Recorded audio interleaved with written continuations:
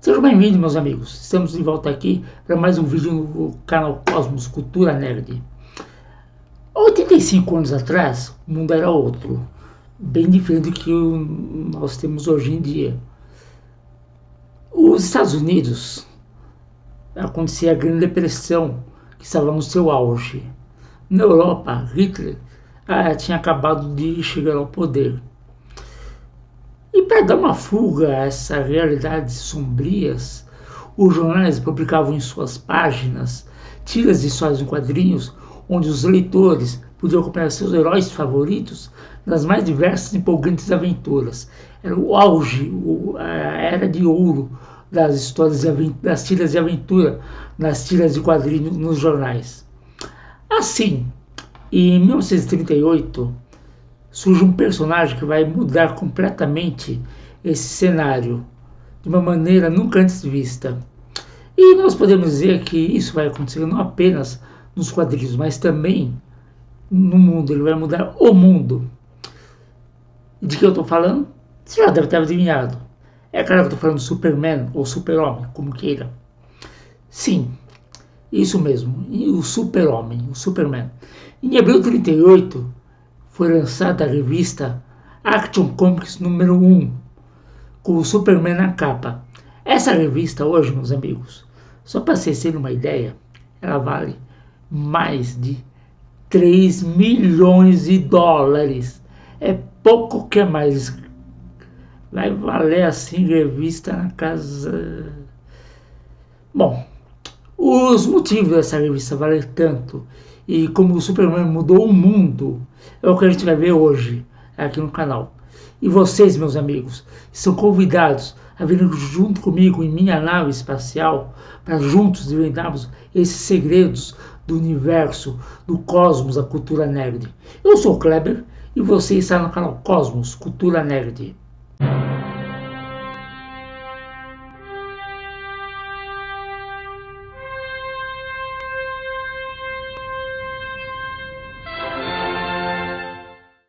O Superman ele foi criado pela dupla Jerry Siegel e Joe Shuster. Siegel era o roteirista das histórias e Shuster o desenhista. Embora o lançamento do Superman tenha sido dado em 1938, ele não foi criado em 1938. Ele foi criado antes, por volta de 1931. Os seus criadores, o Jerry Siegel e o Joe Shuster, eles nasceram por volta de 1914. E ambos eram filhos de judeus imigrantes. No caso de Jerry Siegel, ele era filho de judeus imigrantes da Lituânia, era natural do estado de Ohio e passou toda a sua infância e juventude na cidade de Cleveland. Agora, Joe Shuster, ele era canadense, era natural da cidade de Toronto. Ele também era judeu e vinha de uma família que havia imigrado da Holanda e da Ucrânia, respectivamente. E ambos se conheceram em 1924, quando estudavam no colégio Greenville High School, em Cleveland. Ambos tinham muito em comum. Ambos eles eram fãs ávidos de ficção científica, eram leitores assíduos das revistas pulp, principalmente da Amazing Stories e da Wild Tales. Também eram apaixonados pelas tiras de Tarzan, de Edgar Rice Burroughs, tanto que eles chegaram a fazer uma paródia para o jornal da escola do Tarzan, chamado Goober de Might, isso em 1931. Em 1932, os dois criaram um fanzine de ficção científica chamado Advanced Guard of Future Civilization. O terceiro número desse fanzine, que foi impresso em janeiro de 1933, veja bem, impresso entre aspas, que na verdade foi mimeografado, né?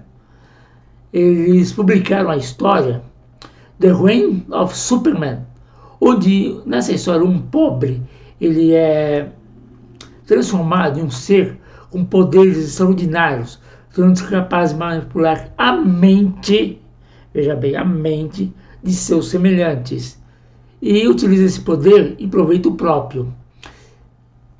Trata-se da primeira investida dos autores, dos dois, na ideia de um ser superpoderoso.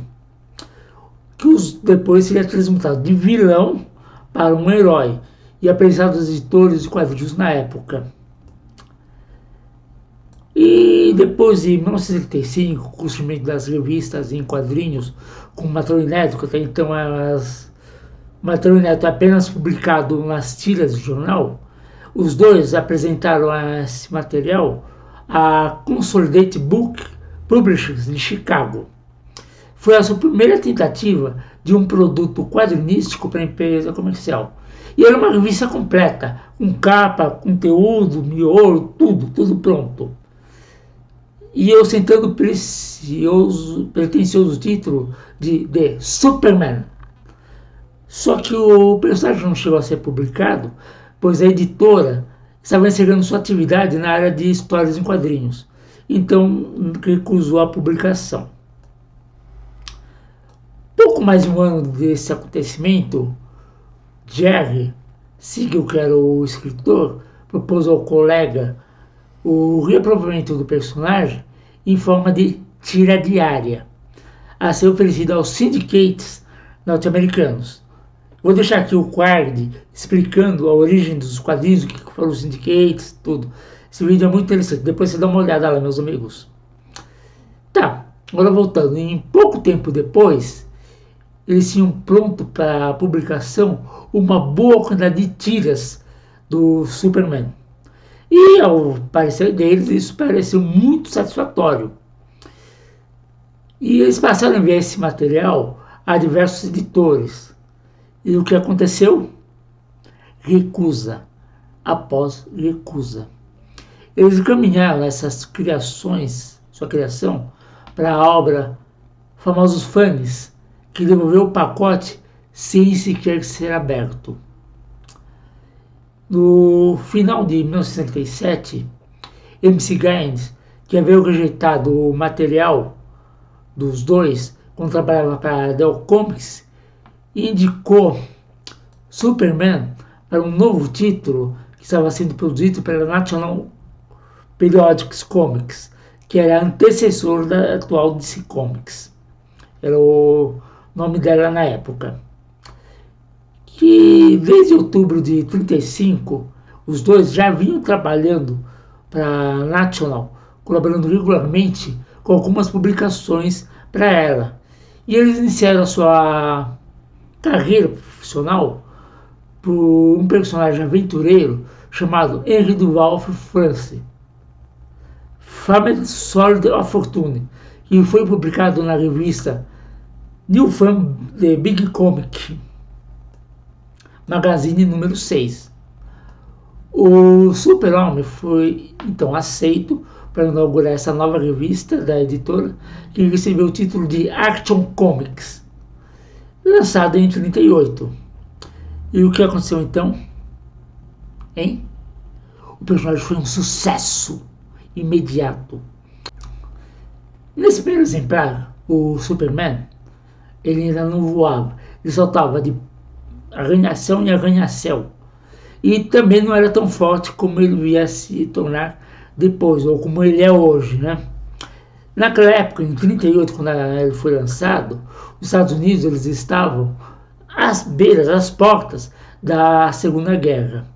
Então, naquela época, o Superman ele tinha um jeito, uma personalidade diferente do que viria a se tornar o padrão que conhecemos hoje. Ele não era aquele escoteiro, o símbolo de obediência à lei, à ordem, aos costumes.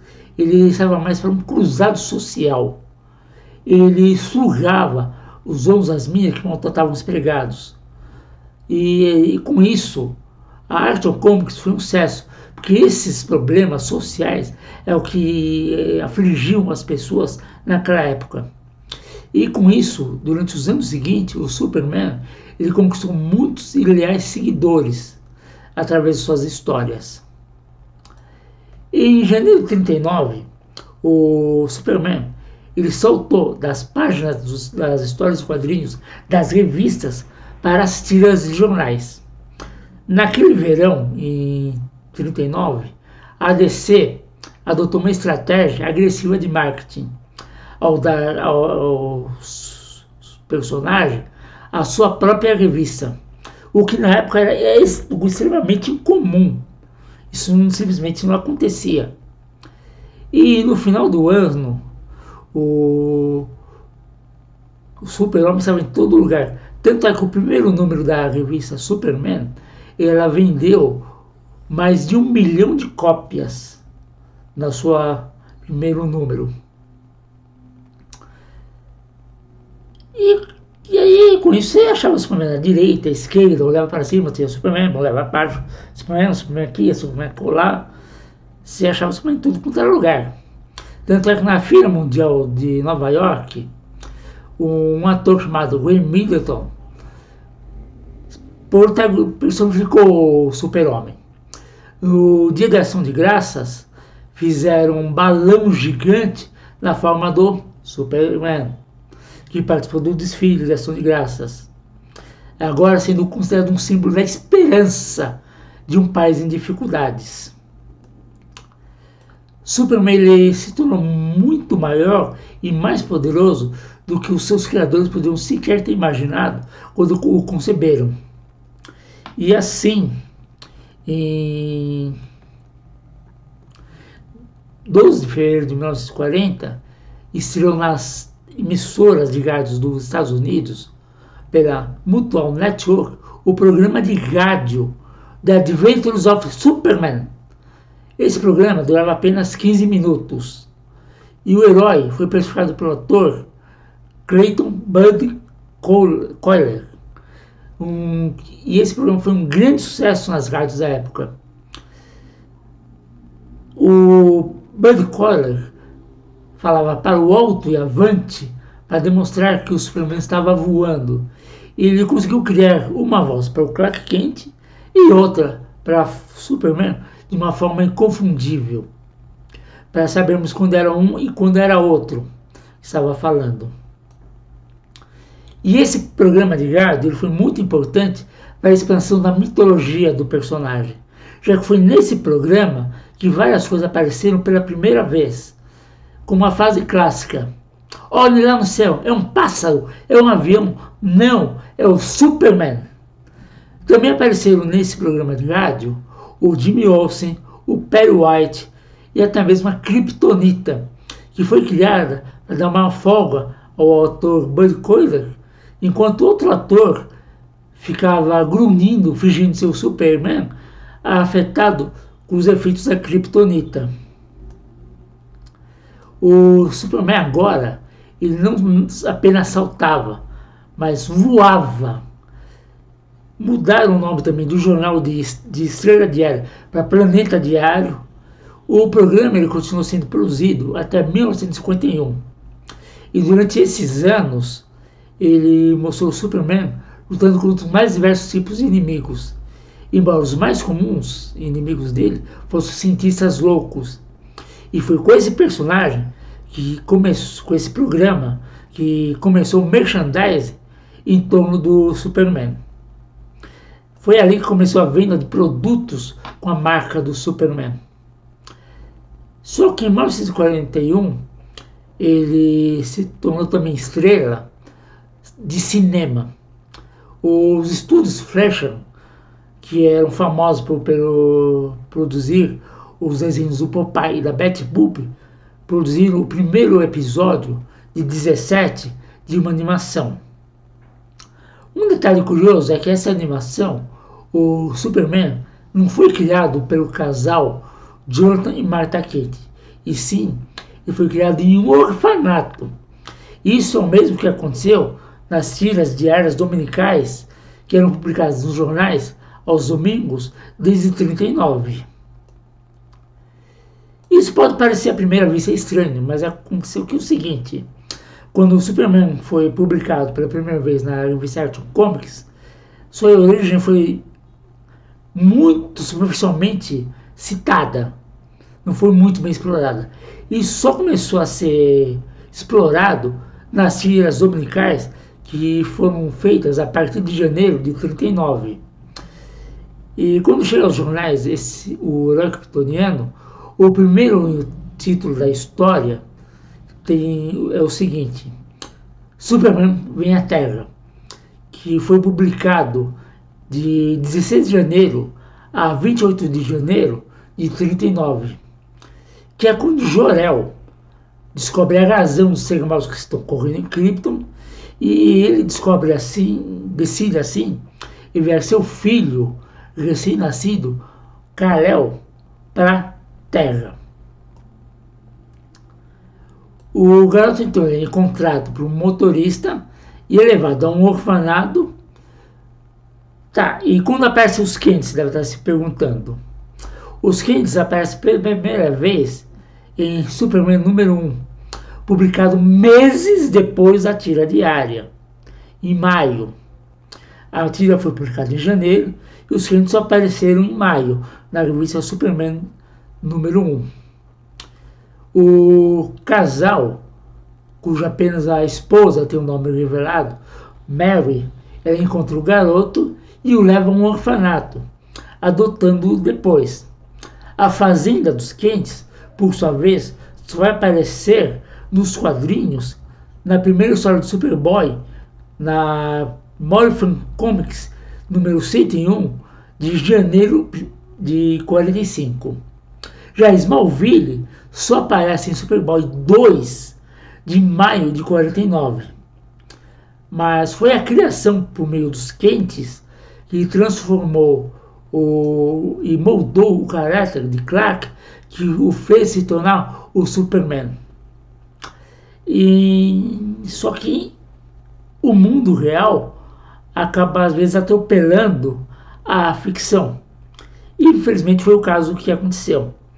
Em 7 de janeiro de 41, os Estados Unidos são arrastados até a Segunda Guerra, quando acontece o ataque de Pearl Harbor pelos japoneses. A guerra já vinha ocorrendo desde 79, mas isso era lá na Europa.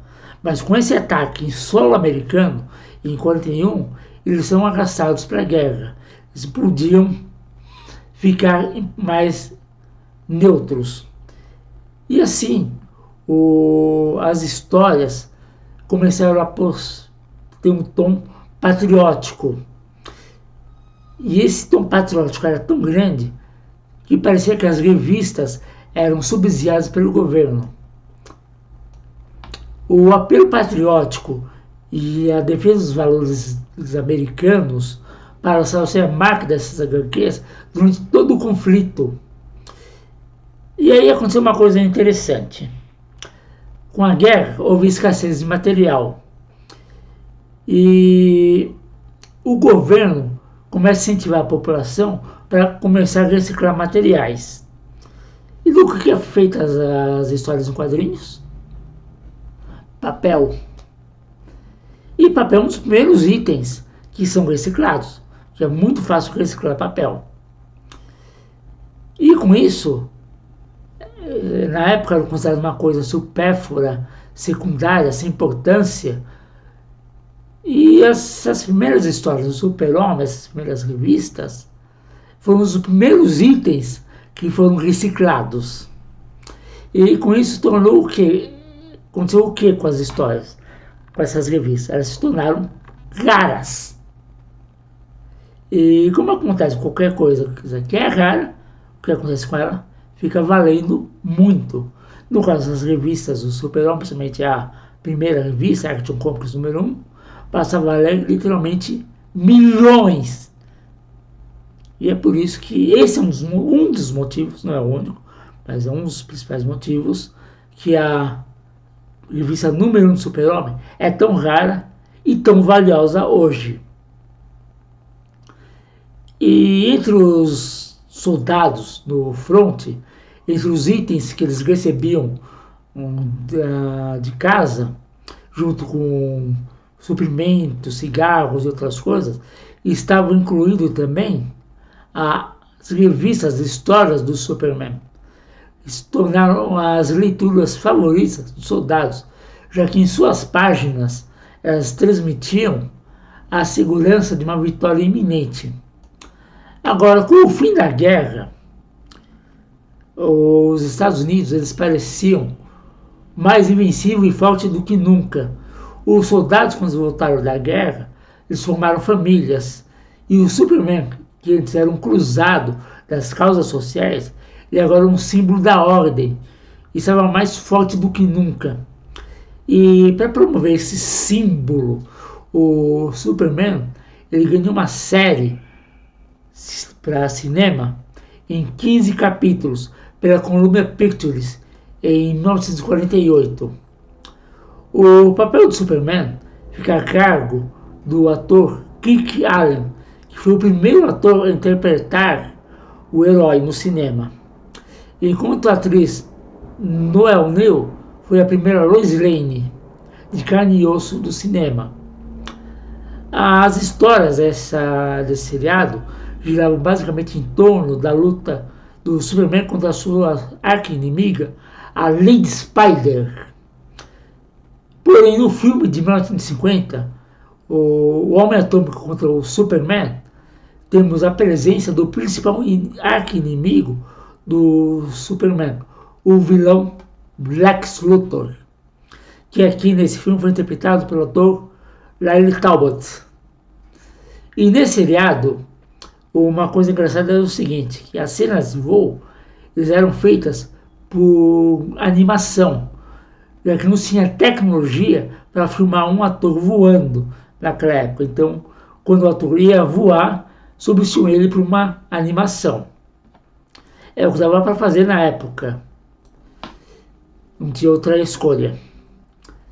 Já em 51, um novo filme é feito do Superman, que tem como ator no papel do Superman o ator George Reeves, que é acompanhado por Philip Coates como a Lois Lane.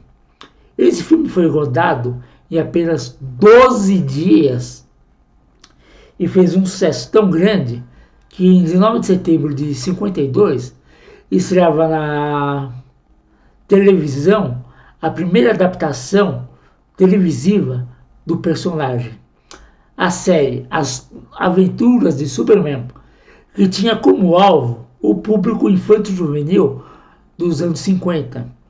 E essa série se tornou um sucesso imediato.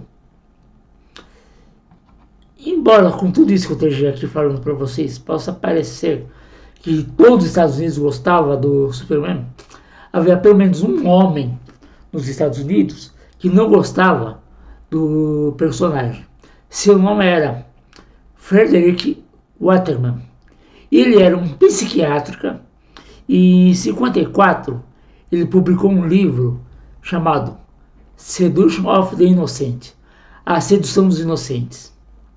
E esse livro causou um rebuliço tão grande no país, os pais americanos ficaram polvorosos, influenciou uma campanha para a censura dessa publicação, porque para ele os quadrinhos eram causadores da delinquência juvenil que estava aumentando no país.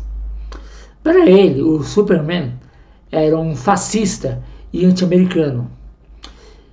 E por causa disso, ao mesmo tempo, o Congresso Nacional dos Estados Unidos lançou uma investigação tendo como foco a indústria de quadrinhos americana. E como consequência disso, as editoras criaram o Comic Code Authority, que era uma forma de autocensura no conteúdo dos quadrinhos americanos. E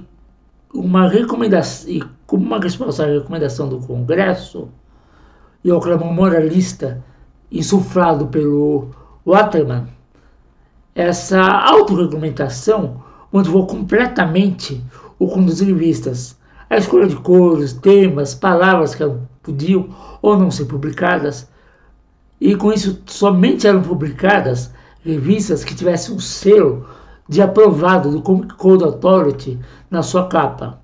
Quem não tivesse, não era publicado. E assim, no início de 1956, tem origem do que é hoje conhecido por nós como a Era de Prata dos quadrinhos. E é nesse período, a partir de 56, que é introduzidos nas histórias do Super-Homem, nos quadrinhos, alguns elementos mais clássicos que hoje são muito conhecidos como para nós, leitores, como, por exemplo, a Supergirl, a Estrela de Kandor, a Legião dos Super-Heróis. Aí o Super-Homem nessa época era tão popular que em 58 chegou a haver 7 publicações diferentes do Superman sendo vendida para o público. Que em conjunto, todas essas 7 publicações, elas tinham uma venda em conjunto de quase 4 milhões de cópias por mês. É pouco que é mais. 4 milhões de cópias de revistas por mês. E o Superman agora era tão poderoso, tão incrível, que ficou complicado criar histórias para ele. Chegou um ponto em que ele apagava uma estrela como se fosse uma vela. E com isso, uma solução para fazer histórias para ele foi que os conflitos deixassem de ser físicos e passassem a ser um apelo mais emocional. E foi assim que o Super-Homem se tornou essa lenda, esse mito do que ele é hoje.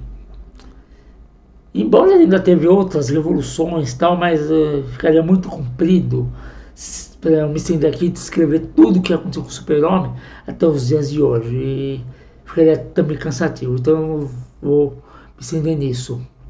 Mas, assim como na época que o Superman ele refletia o medo das preocupações das pessoas de sua época, na Era de Ouro, na Era de Prata, ele refletia a sua sociedade. O mesmo se dá hoje. Basta nós vermos a explosão de produções de super-heróis que aconteceu após o 11 de setembro, o ataque às Torres Gêmeas. E assim, meus amigos cosmonautas, nossa viagem no tempo pelo cosmos vai ficando por aqui. Em breve vou estar de volta com mais um vídeo explorando o cosmos, a cultura nerd, sempre divulgando o conhecimento, seja ele científico, filosófico, histórico, psicológico, seja qual for, que esse é o objetivo do canal. E eu lhe peço, se gostou desse vídeo, meu amigo, minha amiga, compartilhe, deixe um like, deixe um comentário e vida longa e próspera. Até a próxima, meus amigos.